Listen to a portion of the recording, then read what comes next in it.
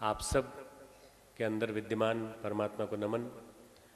देवी स्वरूपा बहनों, शक्ति स्वरूपा माताओं, देवतुल्य भाइयों, पत्रकार मित्रों, भाइयों बहनों, आज चारों तरफ हम एक दृश्य देखते हैं, हाहाकार मचा हुआ दिखाई पड़ता है। हम परिवर्तन के महान क्षणों से गुजर रहे हैं और परिवर्तन के महान क्षणों में चारों तरफ दिखाई ये पड़ता है कि लोग दुखी हैं, लोग बेचैन हैं, लोग संतप्त हैं।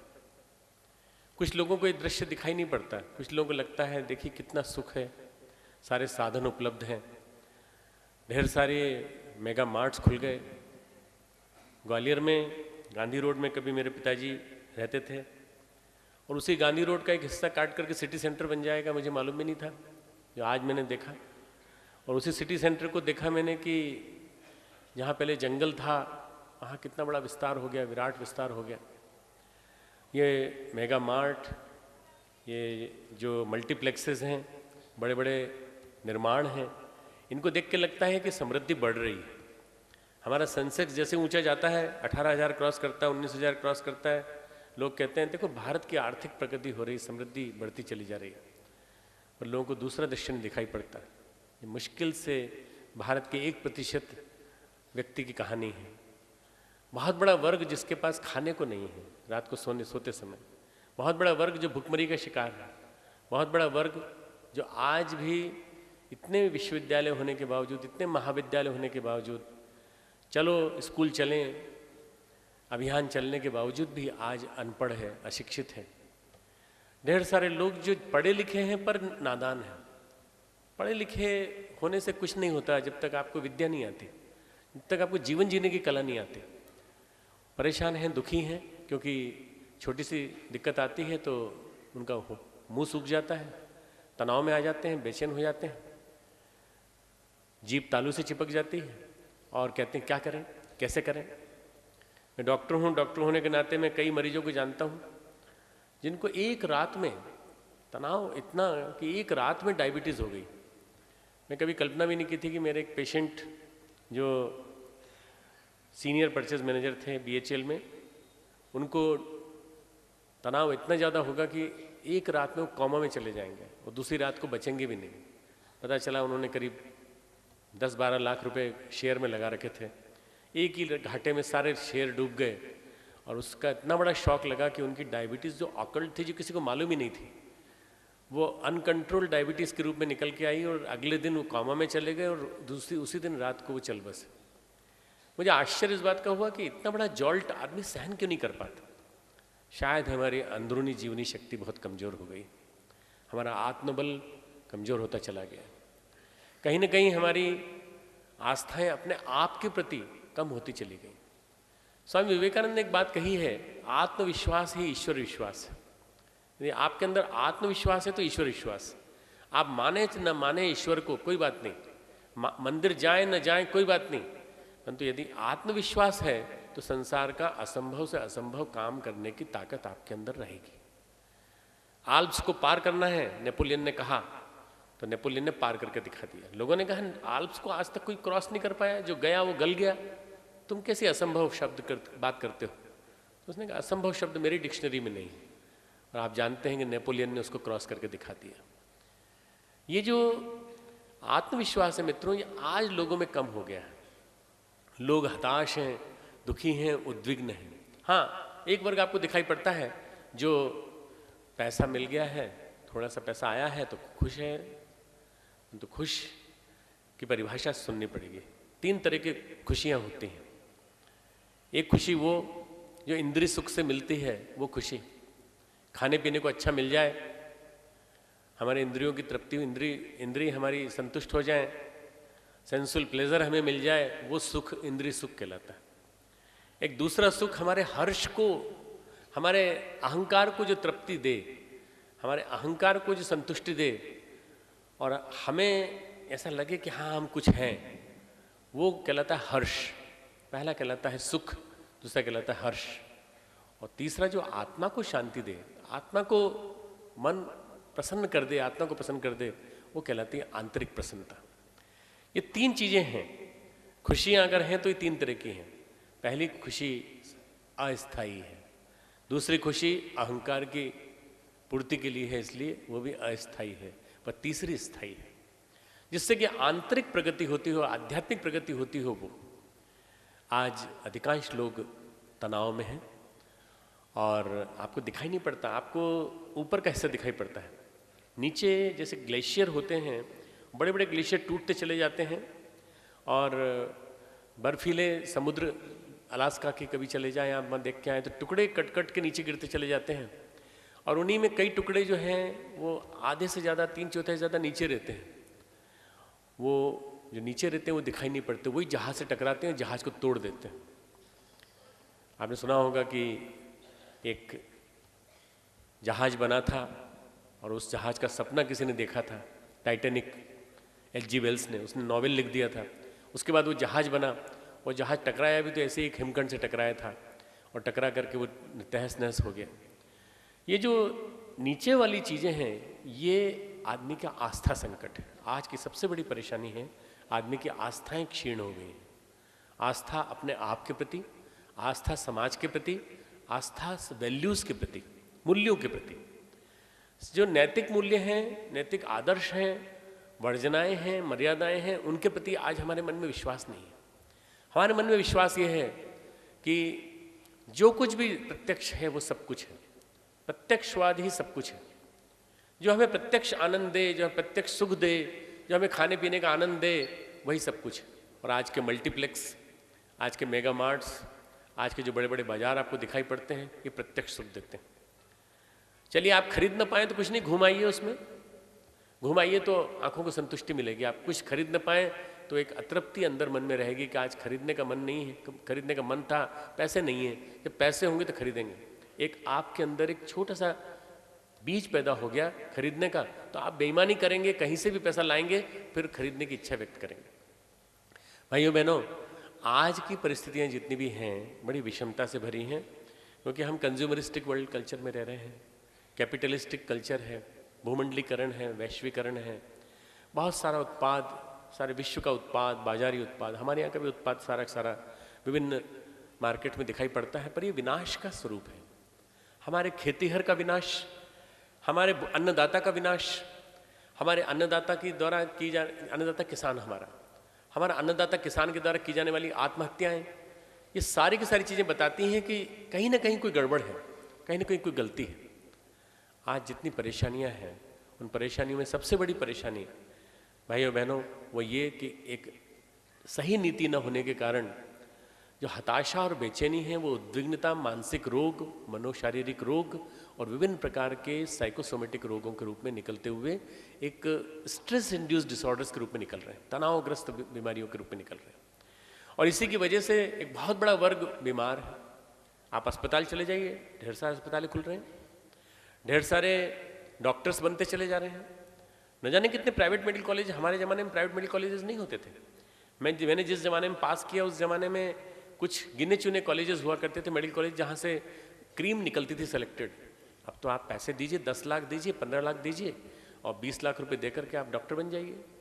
इसके बाद आप क्या करते हैं ये नहीं मालूम, परंतु मुझे ये समझ में आता है कि चिकित्सा तंत्र जितना बड़ा है उतने ही मरीज बड़े हैं, उतने ही रोगियों की संख्या बड़ी है, उतनी ही रोगियों की समस्याएं बड़ी हैं, उतनी ही ग्रेविटी बड़ी है। और हमारी आधुनिक चिकित्सा एक सैचुरेशन पॉइंट पे आके खड़ी हो गई है। संतृप्तिकरण, आदमी बीमार है, शारीरिक रूप से, मानसिक रूप से और आध्यात्मिक रूप से, तीनों रूपों से। वो अपनी बीमारी के इलाज के लिए मंदिरों में जाता है, चढ़ावा चढ़ाता है, पूजा करता है, नारियल चढ़ाता है, सबसे ज़्यादा खराब चीज़ सड़ी से सड़ी सुपारी खरीद करके लाता है और भगवान को सौंपता है। ये हमारे तो किसी काम के नहीं है, आपके काम के हो जाए। भगवान के लिए हमारे पास यही बचा है और कुछ नहीं बचा है। भगवान के लिए जो भी कुछ हम प्रस्तुत करते हैं, इतना सस्ता मान लिया भगवान को हमने कि भगवान हमारी मनोहार से प्रसन्न हो जाएगा। हम आरती उतारेंगे, उसी से खुश हो जाएगा। और आरती उतारने से यदि खुश हो जाएगा तो हम उसके लिए 2-3 घंटे का कर्मकांड भी करते हैं। और उन कर्मकांडों में प्राण नहीं होने के कारण, निष्प्राण होने के कारण, भावविहीन होने के कारण हमारी प्रार्थना वहाँ तक नहीं पहुँच पाती। भगवान ऊपर से हंसता और है। इन तीन घंटों में कुछ मेहनत कर ली होती, इन 3 घंटों में कुछ जनसेवा कर ली होती, इन 3 घंटों में किसी कुष्ठ रोगी के पास जाकर उसकी सेवा कर ली होती, किसी हॉस्पिटल में जाके खाना परोस दिया होता, किसी अनाथ की सेवा कर ली होती तो ज़्यादा अच्छा था, इसके बजाय कि तू मेरे पास आया और मेरे पास आके तूने मेरी मनोहार करी। भाइयों, मुझे मेरे गुरुदेव का जो सानिध्य मिला है उसके माध्यम से मुझे क्रांतिकारी चिंतन से साक्षात्कार होने का अवसर मिला। परम पूज्य गुरुदेव क्रांतिकारी चिंतक थे और परम पूज्य गुरुदेव को मैं 1963 में मिला था पहली बार, जब मैं 13 साल का था। और 63 में मिलने के बाद मुझे ऐसा लगा कि मेरे जीवन का आदर्श रोल मॉडल मुझे मिल गया। अब इस रोल मॉडल को साथ लेकर के चलना है जीवन भर, चाहे कुछ भी हो जाए।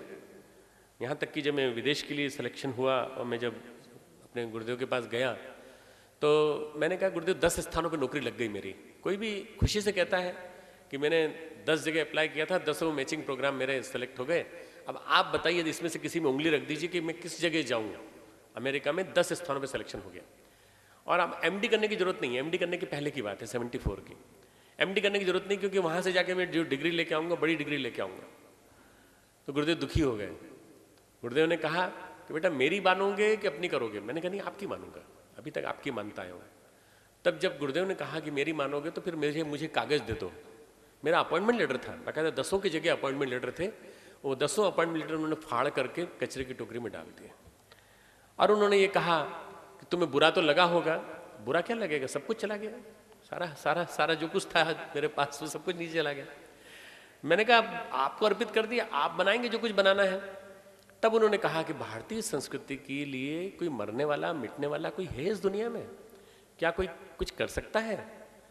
मैं तुम्हारे रूप में कल्पना करता कि तुम इस काम को करोगे, पर तुम भी जाना चाहते हो विदेश।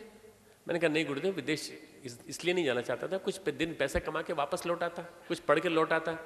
बोले बेटा सब जाते हैं, कोई लौट के नहीं आते, कोई नहीं आता, सब वहाँ बस जाते हैं। वहाँ की चकाचौंध बहुत अच्छी है और उसमें तुम भी जाओगे, तुम भी ऐसे हो जाओगे। तो मुझे दूरदृष्टि से दिखाई पड़ता है तुम्हारा भविष्य यहीं उज्ज्वल है। मैंने मान लिया, जो कुछ उन्होंने कहा मैंने मान लिया।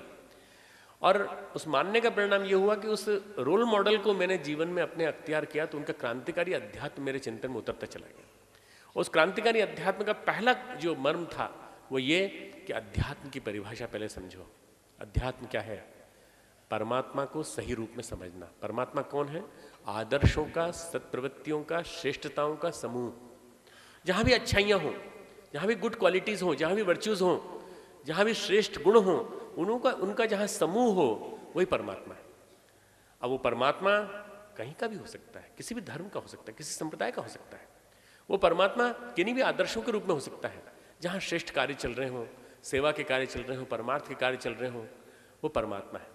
और उस परमात्मा को यदि किसी ने अपने जीवन में अख्तियार किया है तो सच्चा आस्तिक है, और नहीं किया है, दिखावा करता है, तो उसको कभी मत मानो। ये अध्यात्म की परिभाषा मुझे समझ में आई और सही अर्थों में मैंने जीवन में उतार ली और उसके बाद से फिर उसी आधार पर मैंने अपने जीवन क्रम चलाया। आज लोगों को अध्यात्म नहीं मालूम। अध्यात्म के बारे में जो लोगों को जानकारी है वो ये है कि किसी भगवान विशेष की पूजा और उसके लिए कुछ भी जो भी कुछ सामग्री पंडित जी कहें उस पंडित जी के द्वारा व्यवस्था कर देना। एक अज्ञान संव्याप्त है चारों तरफ। ईश्वर भक्ति के बारे में एक अज्ञान संव्याप्त है चारों तरफ। ईश्वर भक्ति के बारे में ही नहीं बल्कि ईश्वर के बारे में भी एक अज्ञान संव्याप्त है कि ईश्वर जो है वो ऊपर बैठा रहता है और उसको, जैसे माननीय न्यायमूर्ति जी अखिल जी ने बहुत बढ़िया बात कही कि हृदय में बैठा है। जब जरा नजरें झुकाई देख ली तस्वीरें यार। जैसे नजरें झुकाई तो तस्वीर देख ली अपने यार की जो अपने अंदर बैठा है। और गीता में भगवान ने कहा है ममे वांशो जीव लोके जीव भूत सनातनम। मेरा ही एक अंश मनुष्य के रूप अंदर परमात्मा बोल रहे हैं, खुद आत्मा के रूप में बैठा हुआ है। जब भगवान यहाँ स्वयं बैठे हैं तो हर व्यक्ति के अंदर नारायण का दर्शन करो। हर व्यक्ति के अंदर, नर के अंदर नारायण का दर्शन करो। दरिद्र नारायण के अंदर नारायण का दर्शन करो। फिर क्या कारण है कि जब कोई कथा होती है और महाराज जी ऊपर से कहते हैं देखिए भगवान का जन्म हुआ है, भगवान को गोद में लीजिए, भगवान को आप लोग जन्म हुआ है, भगवान कृष्ण का जन्म होता है, श्रीमद् भागवत की कथा है, पारायण होता है, भक्ति बढ़ाते हैं। ढेर सारे पैसे वाले लोग आकर के उनको गोद में खिलाते हैं। कोई बच्चा होता है सुंदर सा तो खिलाते हैं। क्या आपको गंदी बस्ती में रहने वाले बच्चे के अंदर भगवान नहीं दिखाई पड़ता? क्या वहाँ नहीं जा सकते आप? क्या आपको ये नहीं दिखाई पड़ता कि कोई गरीब बच्चा जिसको खाने को नहीं मिलता उसको भी उठा के ले आए किसी दिन घर में और अपन उसके अंदर के नारायण को देखने की कोशिश करें? नहीं, वही बच्चा जो महाराज जी की कथा में आया था उसी के अंदर नारायण है, बाकी किसी के अंदर नारायण नहीं। ये अज्ञान है मित्रों, ये अज्ञान है सबसे बड़ा।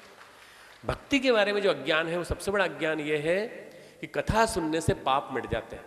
मित्रों, कथा सुनने से नहीं, कथा का श्रवण करने के बाद एक और सूत्र है, श्रवणम शतगुणम मननम सहस्त्रम निधिध्यासनम। सुनने से ज्यादा 100 गुना महत्व मनन करने का है और मनन से ज्यादा 1000 गुना महत्व निधिध्यासन का है, अर्थात उसको जीवन में उतारो, आचरण में उतारो। कितने लोग आचरण में उतारते हैं? मैं विदेश गया, वहां के बच्चे बोले, पिताजी आप लोग कथाओं में जाते हैं पर कभी आपको बदलते नहीं देखा हमने। आप और हमारी माताजी दोनों आपस में झगड़ते रहते हो, हमेशा जब देखते हैं झगड़ते रहते हो। विभिन्न पार्टीज में जाते हो तो कभी आप शराब पीने लगते हो, कभी कुछ करने लगते हो। हमें पहली बार एक ऐसे व्यक्ति से सारोकार हुआ है, मैं गया, मैं उनसे बच्चों से मिला, बच्चों से बातचीत की, पहली बार एक ऐसा आदमी मिला जिसने हमें सही अध्यात्म की परिभाषा दी है। यदि हम उनसे जुड़ करके सही अध्यात्म से जुड़े, क्रांतिकारी अध्यात्म से, तो आपको बुरा नहीं लगना चाहिए कि हम आपकी कथा में नहीं जाएंगे पर उनके पास बैठ के जरूर हम बातें करेंगे, उनसे समस्याओं का समाधान ढूंढेंगे। मुझे बहुत अच्छा लगा कि ये बच्चे कम से कम डेवलप हो रहे हैं, नई क्रांति आ रही है और विदेश में एक नया तबका खड़ा हो रहा है यंगस्टर का, यंगर जनरेशन का, और वही भारत में खड़ा हो रहा है युवाओं के माध्यम से। मित्रों, जब तक ये अज्ञान नहीं मिटाया जाएगा, सबसे ज़्यादा अज्ञान भक्ति के बारे में, अध्यात्म के बारे में, जीवन जीने की कला के बारे में, हमारे रोजमर्रा के जीवन की समस्याओं के समाधान के बारे में। आज कोई बेरोजगार है तो बहुत बड़ी समस्या का कारण वह स्वयं भी है और हम सब भी हैं, जो हम नीति नहीं बना पा रहे हैं। हमारे देश में गरीबी है तो उसके लिए हम सब भी जिम्मेदार हैं, वो भी जिम्मेदार है जो गरीब है। यदि आज कोई दुखी है, बीमार है, तो वो भी जिम्मेदार है और हम सब भी बीमार हैं, नीति निर्धारक। हम लोग सब मिलकर के शासन को दोष देते हैं। शासन को दोष देने से क्या होगा? जब तक समाज का एक एक व्यक्ति उत्तरदायित्व नहीं लेता अपने हाथ में, जब तक समाज के एक एक व्यक्ति के अंदर ये नैतिक दायित्व नहीं आता कि समाज के हर वर्ग के दायित्व का चिंतन करना मेरा काम है, मेरा काम, मेरा घर। जब मेरे घर में एक छोटी सी नल की टोटी में से पानी गिरता है तो मेरे मन में दर्द होता है कि इसमें नहीं, पानी नहीं गिरना चाहिए, इसको मेरे को ठीक कराना चाहिए। कोई ईंट निकल जाती है तो आपको लगता है कि अरे नहीं, ईंट निकल गई, इसमें छेद हो गया, चोर घुसाएंगे। जब आप घर की रिपेयर कराते हो, जब आप नल की रिपेयर कराते हो, तो क्या आपको ये नहीं लगता कि पूरे राष्ट्र रूपी भवन की जगह जगह से ईंटें दरक रही हैं आतंकवाद से, बेरोजगारी से, विभिन्न प्रकार की समस्याओं से, जो आज समस्याएं चारों तरफ फैली पड़ी हैं?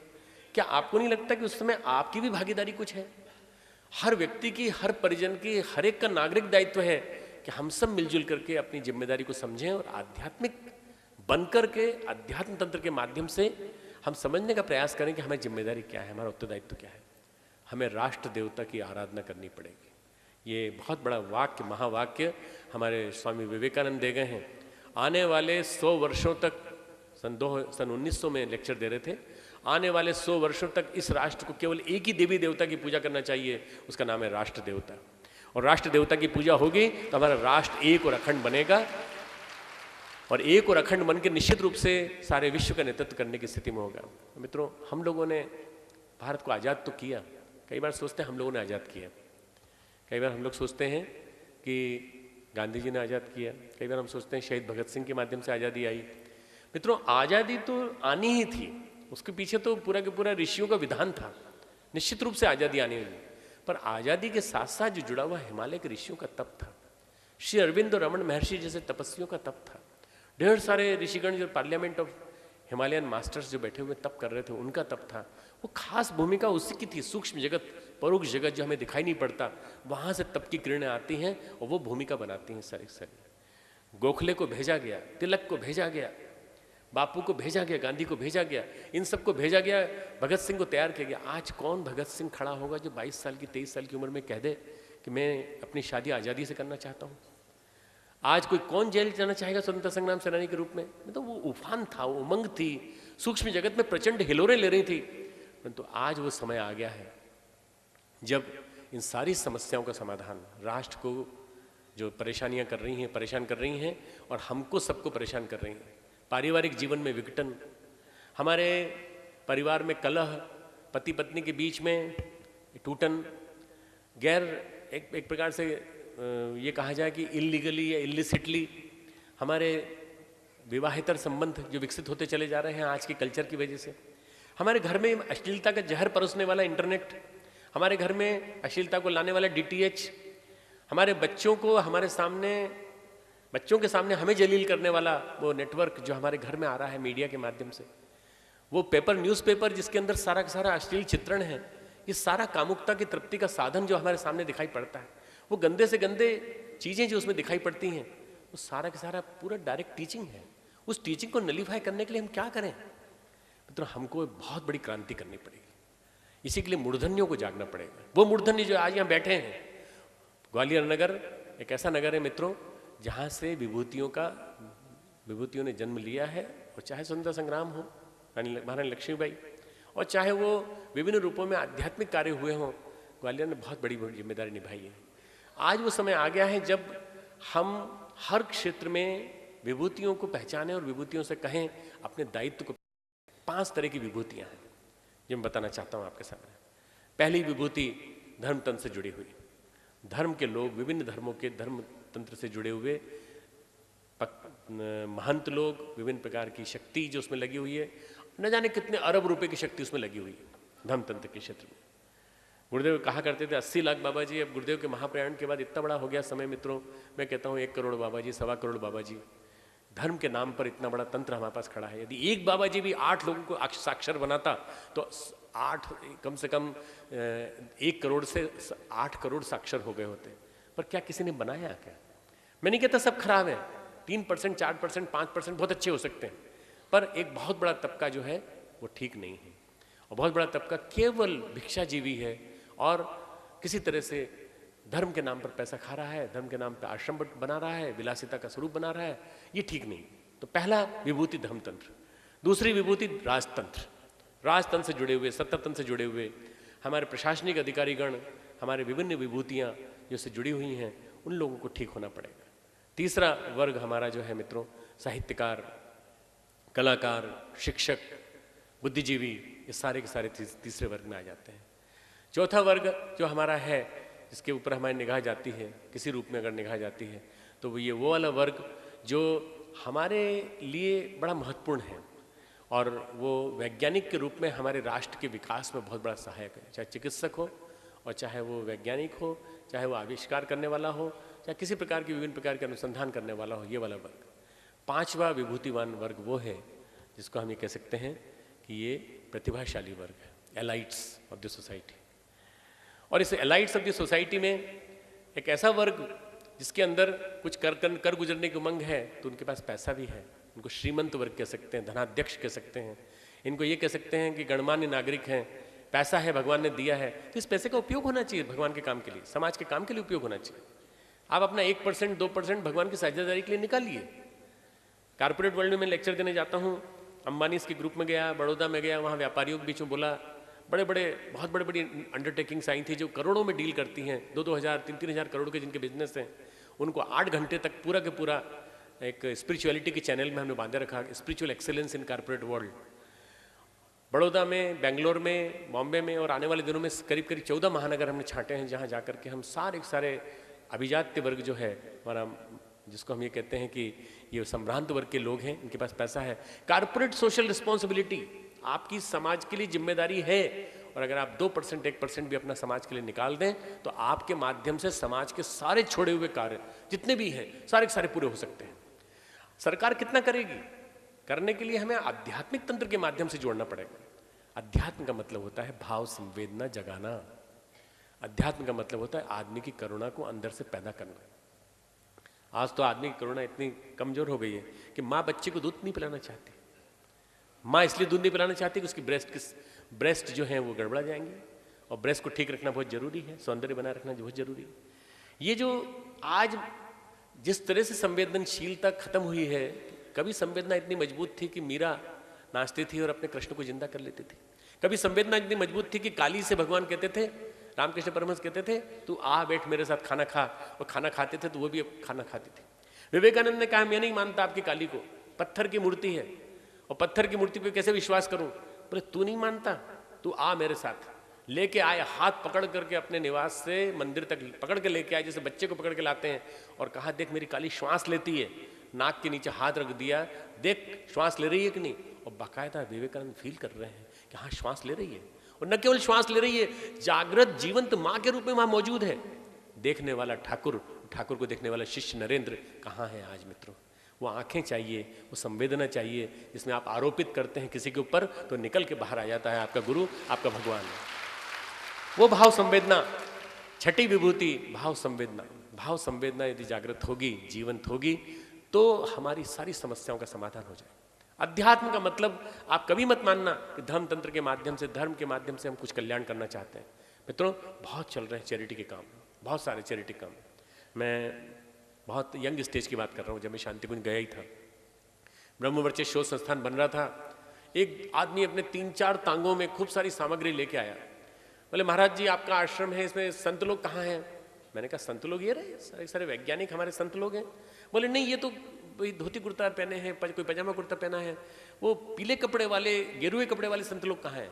मैंने कहा भाई साहब वो हमारे यहाँ तो नहीं है, तो थोड़ी देर पहले यहाँ से भिक्षा लेके निकल गए, हमारे यहाँ भिक्षा नहीं बटती।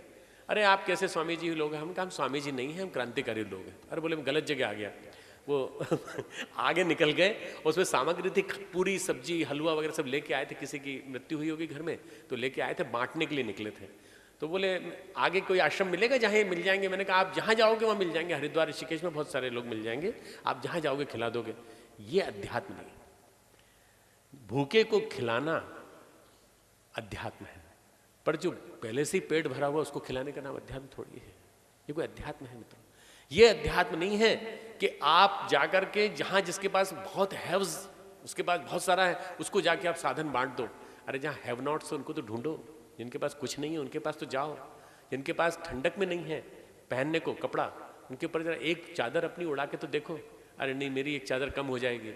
सूर्यकांत त्रिपाठी निराला, इतने बड़े कवि, बैठे अपने घर में, कुछ नहीं उनके पास ठंडक में, और महादेवी वर्मा आती हैं, उनके ऊपर दुपट्टा दुशाला पहना देती हैं कि दुशाला लेके आई हूँ, अब इसको मत देना किसी को, ये दुशाला बड़ी मेहनत से मैंने खरीदा है और आपके लिए खरीदा है।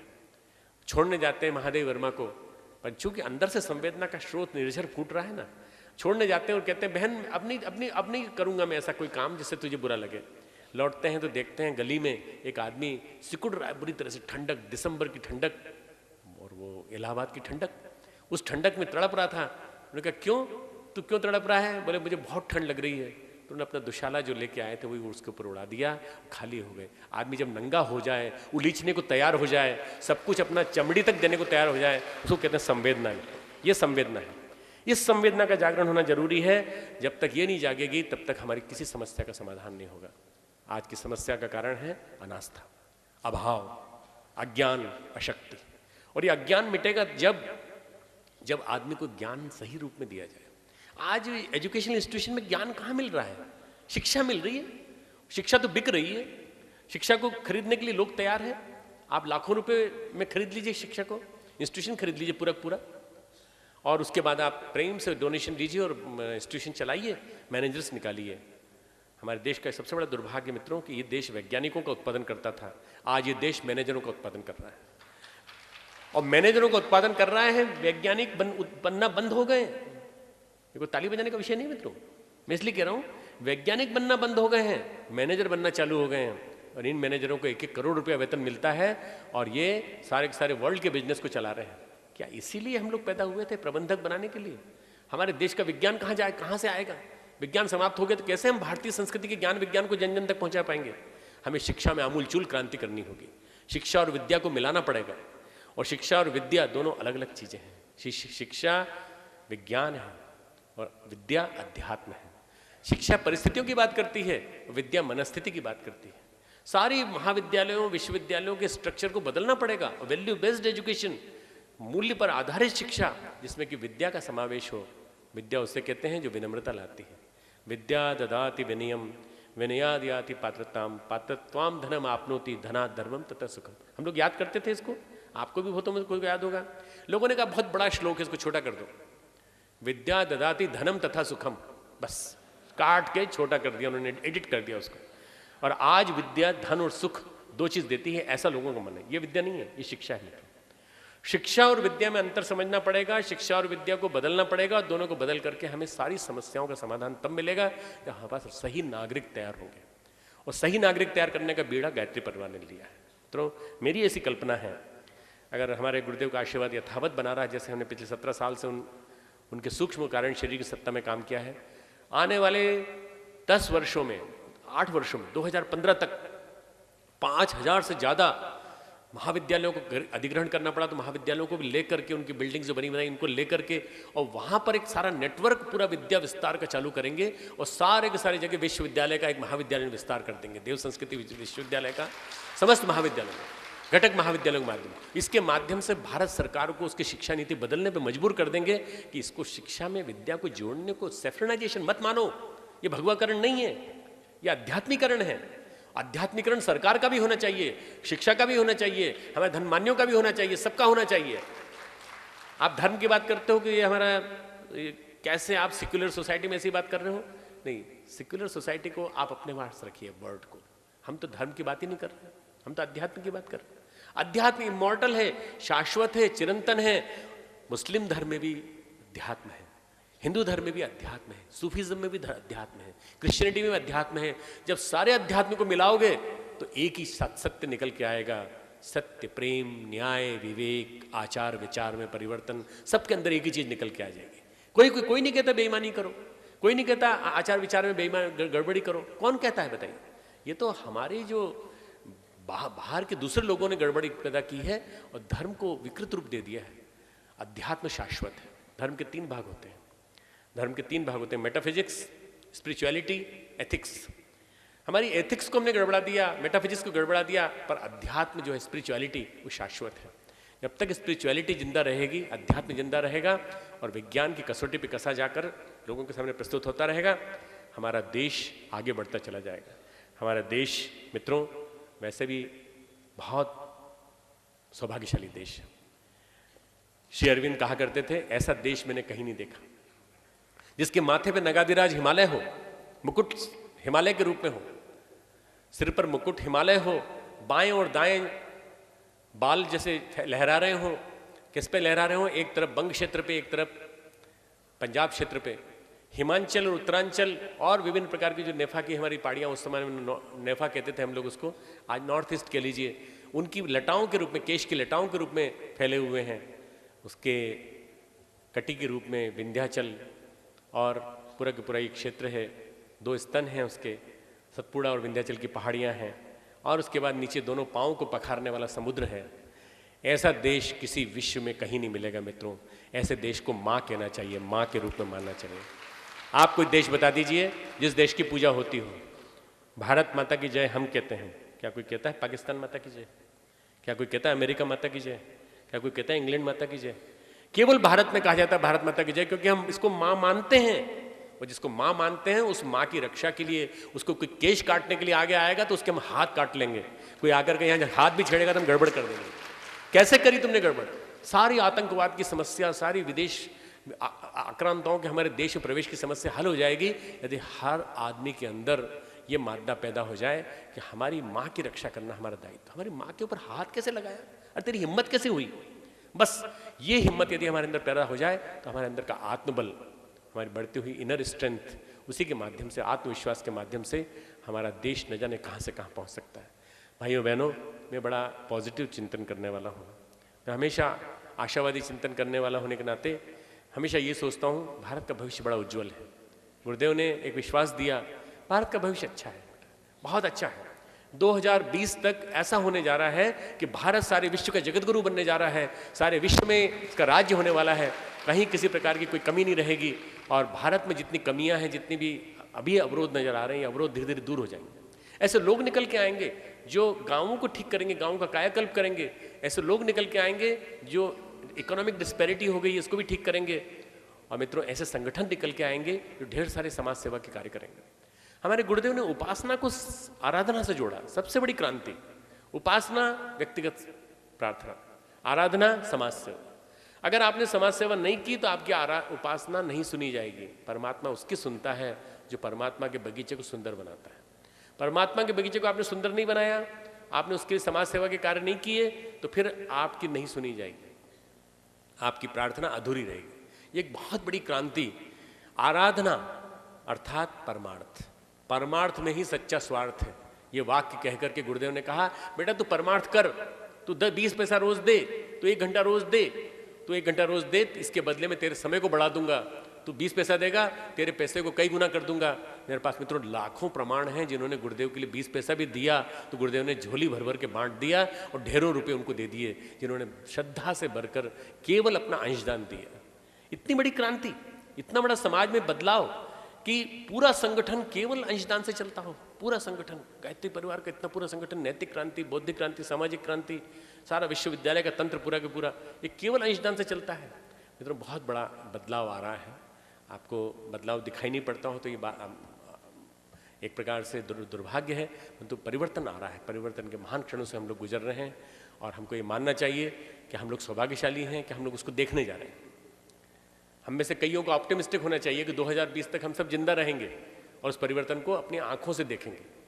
वो परिवर्तन जब हमें दिखाई पड़ेगा तो हमें पता चलेगा कि वास्तव में आज़ादी के लिए जितने लोग मरे, जितने लोगों ने अपनी आहुतियाँ दी, मिट्टी हाथ में लेकर के, राष्ट्र की मिट्टी के हाथ में लेकर के अपनी जान उन्होंने लड़ा दी, ऐसे सब लोगों को सारी की सारी आहुतियाँ, उनकी श्रद्धांजलि देने के बाद आप कहेंगे कि हमको ये सौभाग्य मिला था कि अपनी आंखों से भारत की वास्तविक आध्यात्मिक आज़ादी, सांस्कृतिक आज़ादी हम देखें और भारत में जो ये वैश्वीकरण आया, भूमंडलीकरण आया, इसको यथावत वापस लौटा करके भारत से बाहर के विभिन्न देशों को शांति का संदेश देके कहेंगे, अरे हमारे साथ जुड़ करके तो देखो भारतीय संस्कृति में कितनी शान है, भारतीय संस्कृति में कितना सौंदर्य है, भारतीय संस्कृति में कितनी शांति है। और जब ये ऐसा होने लगेगा मित्रों, सारा विश्व गायत्रीमय, सारा विश्व यज्ञमय, सारा विश्व भारतीय संस्कृतिमय हो जाएगा। ऐसा कुछ होने जा रहा है अगले दिनों, जिसके पास जो होता है वही बांटता है। आपको उदाहरण देता हूँ, अमेरिका के पास हथियार, फैक्ट्रीज चलती रहती हैं, 24 घंटे चलती रहती हैं। तो अमेरिका क्या करता है, हथियार बांटता है और उसके बदले में राष्ट्रों को लड़ाता है, आपस में उनके यहाँ मदद भेजता है। वो कहता है इसके बदले में हमारे हथियार लेना पड़ेंगे, हथियार लेंगे तो लड़ते रहेंगे आपस में, चाहे वो अफ्रीका के देश हो चाहे कहीं के भी देश हो, आपस में लड़ता रहता है। सऊदी अरब के पास क्या है, पेट्रो डॉलर्स।